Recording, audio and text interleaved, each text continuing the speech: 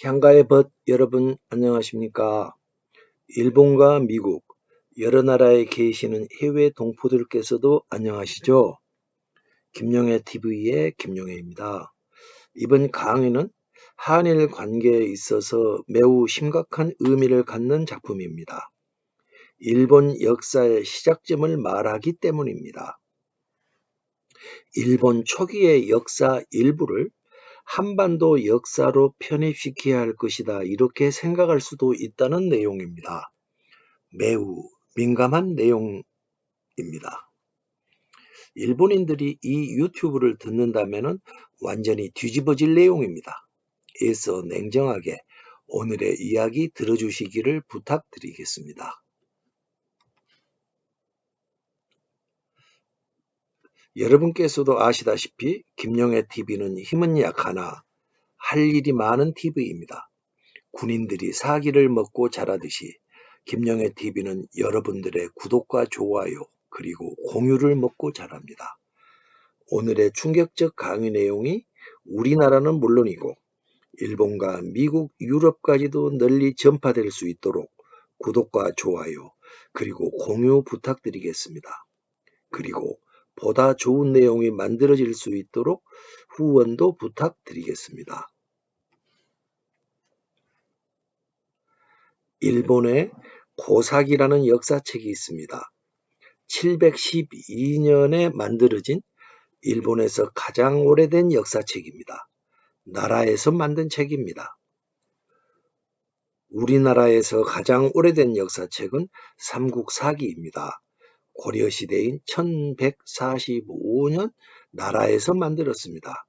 우리가 일본보다 433년이나 늦습니다.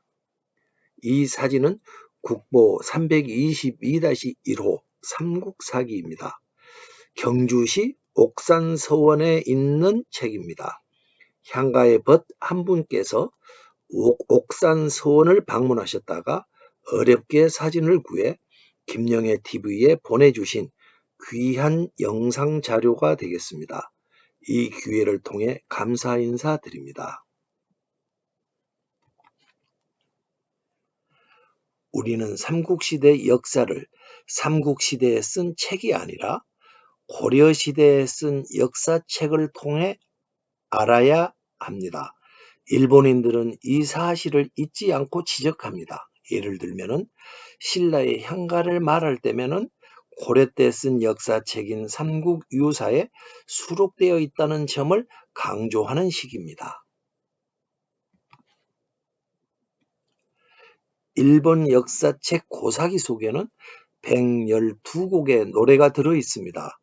오늘 다룰 작품이 그중 첫 번째 노래입니다. 번호를 매긴다면 1번가입니다. 모든 노래의 시작점이 되겠습니다. 그러니 얼마나 중요한 작품인지 말하지 않아도 알 수 있으실 것입니다.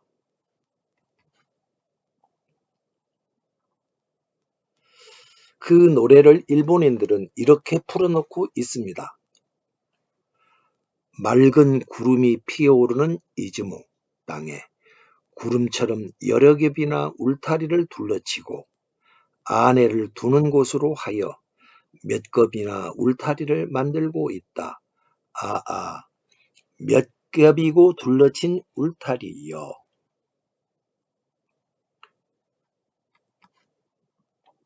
풀이를 살펴보면 기대와는 달리 특별한 내용이 없습니다. 대실망입니다. 내용이 없다 보니 노래에 대해 별다른 관심을 기울이지 않고들 있습니다. 과연 이래야 할까요? 향가 제작법으로 제가 풀어보았더니 역사의 시작점에 한반도에서 열도로 들어갔던 한 지도자가 화산 폭발을 막기 위해서 작품을 배치해 놓고 있었던 것입니다. 한반도에서 건너간 향가의 첫 소임은 일본 땅 화산 폭발의 제압이었습니다. 제가 앞에서 말씀드렸습니다. 오늘의 이야기는 한국 민족이 우리의 도구를 사용하여 일본 민족의 정체성과 마음의 고향을 해부하고자 하는 이야기입니다. 그러기에 매우 민감한 이야기가 되겠습니다. 근대에 들어와서 우리는 일본인들이 우리 민족의 정체성을 건드려 왔고 그것을 알면서도 우리에게는 대꾸할 방법이 없었습니다. 저는 그동안 논문과 저서를 통해서 향가 제작법이라는 향가 이론을 발표한 바 있습니다. 그리고 그 이론으로 일본 민족의 마음의 고향이자 정체성이라고 하는 만엽집 고사기 그리고 일본서기 등이 풀린다는 사실을 발표했었습니다.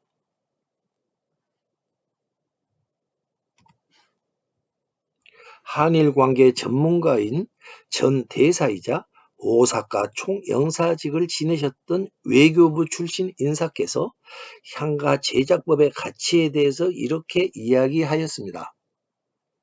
100년이 걸렸다. 드디어 우리의 토종 이론으로 일본의 정체성을 들여다볼 수 있게 되었다. 향가 제작법은 한국과 일본의 관계에 있어서 그동안 설정되어 있던 프레임을 파괴하는 제1호 이론이다. 프레임 브레이커다. 이렇게 이야기하셨습니다. 과연 향가 제작법은 일본 민족의 정체성을 새로운 시각으로 바라볼 수 있게 할까요? 그게 가능하였습니다.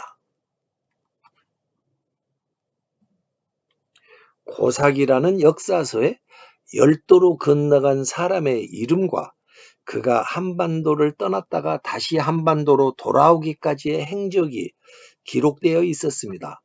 그의 행적은 우리의 역사라고 보아도 무방할 내용이었습니다. 한민족으로서 나라가 없이 힘이 지배하던 열도를 방문했다가 다시 돌아오는 최초의 방문자 이름은 우리 한자의 발음으로는 속수좌지 남명입니다. 다시 말씀드릴게요. 속수좌지 남명 이렇게 되어 있습니다. 이것을 풀이하자면 날쌔고 수염이 난 사나이들이 때를 지어 보호자하는 남자 지도자 이러한 뜻입니다. 다시 말씀드릴게요. 날쌔고 수염이 난 사나이들이 때를 지어서 보호자하는 남자 지도자 이러한 뜻을 가지고 있습니다. 현대 일본인들은 이 사람의 이름을 하야 스사노 미코토라고 부르는 이름입니다. 스사노 미코토라고 혹시 여러분 들어보셨을지 모르겠습니다. 그러나 향가에서는 스사노 미코토 이렇게 하면 안 됩니다. 왜 그러냐? 여러분도 뜻발의 법칙에서 보시다시피 향가는 한자를 우리말 한반도 발음으로 읽고 있었습니다. 따라서 이 한자를 속수자지 남명 이렇게 읽어야지 하야 스사노 미코토 이런 식의 일본어로 부르는 것은 안 되겠습니다. 앞으로 그를 약해서 수자라고 부르겠습니다. 여러분도 아시다시피 수자지 남명 이건 이름이 아주 어렵지 않겠습니까? 그래서 다만 순전히 편의를 위해서 수자지 남명 이거나 하야 스사노 미코토라는 이름을 수좌 이렇게 두 자로 부르도록 하겠습니다. 순전히 편의입니다. 수자는 한반도 남부 가야 출신으로서 소국의 지도자였습니다. 그는 동해바다를 건너가면서 두 가지를 가지고 건너갑니다. 허리에는 금을 차고 있었고 머리에는 향가 제작법이 들어 있었습니다. 그가 일본 열도에 들어가서 화산 폭발을 제압하기 위한 노래를 만들었습니다. 바로 그 작품을 고사기 편찬자들은 고사기 맨 앞에 수록했습니다. 번호를 부여한다면 고사기 1번가가 되겠습니다. 수자는 한반도의 고천원이라는 곳에서 여러 신들과 함께 살고 있었습니다. 고천원이 어디이고 무엇인지는 제가 뒤에서 다시 설명드리도록 하겠습니다. 수자는 성질이 거칠고 터프하였다고 기록되어 있습니다. 폭력적이었습니다. 저는 수자를 생각하면 어쩐지 영화 배우였던 이대근인 배우가 생각이 납니다. 보스에다가 거칠고 터프한 캐릭터입니다. 그리고 또 여자라면 사족을 못 쓰는 그런 캐릭터이기도 합니다. 남자들과 여자들의 선망의 대상이었던 초인류 배우라고 하겠습니다.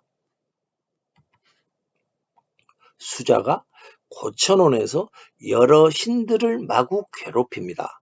폭력도 행사합니다. 자기 친누나와는 우깁이라는 것도 합니다. 그러다가 자식도 낳습니다.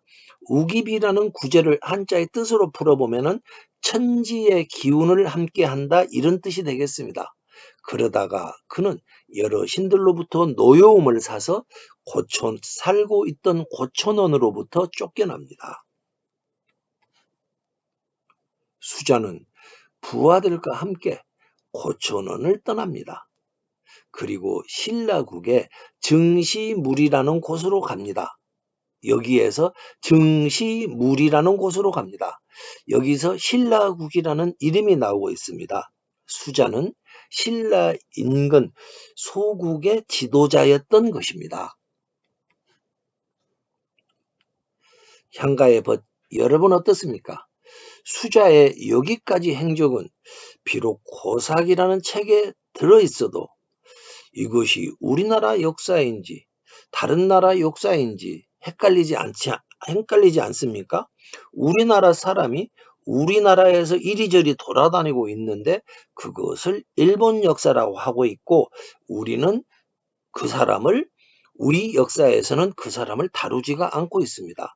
혹 이것을 놓고 미국인들한테 물어본다면 그들은 아마도 이야기할 것입니다. 당연히 한국 역사지. 이렇게 이야기할 것입니다. 배우 이대근이 영화 속에서 사고치고 조직원들에게 살고 있던 곳에서 쫓겨났다고 합시다. 어딘가로 가보았더니 그곳에서 여자들을 괴롭히는 나쁜 놈 하나가 있었습니다. 이대근이가 목숨을 걸고 싸워서 그자를 때려 눕혔습니다. 그런 다음 그 여자와 가정을 꾸린 다음 자식을 낳게 해놓고는 다시 집으로 돌아옵니다. 일본사의 발원점에 대한 시각이 흔들립니다. 일본의 역사는 한국사로 보아도 무방하였습니다. 여기까지가 1부입니다. 2부로 이어지겠습니다. 2부는 수자가 부하들을 이끌고 신라 땅으로 가서 살려 하다가 신라 사람들과 큰 싸움이 나서 부하를 잃게 된다는 이야기가 나옵니다. 수자가 빚는 활약을 기대해 주시기 바랍니다.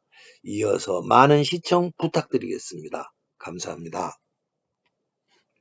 낯선 내용 들어주셔서 감사합니다.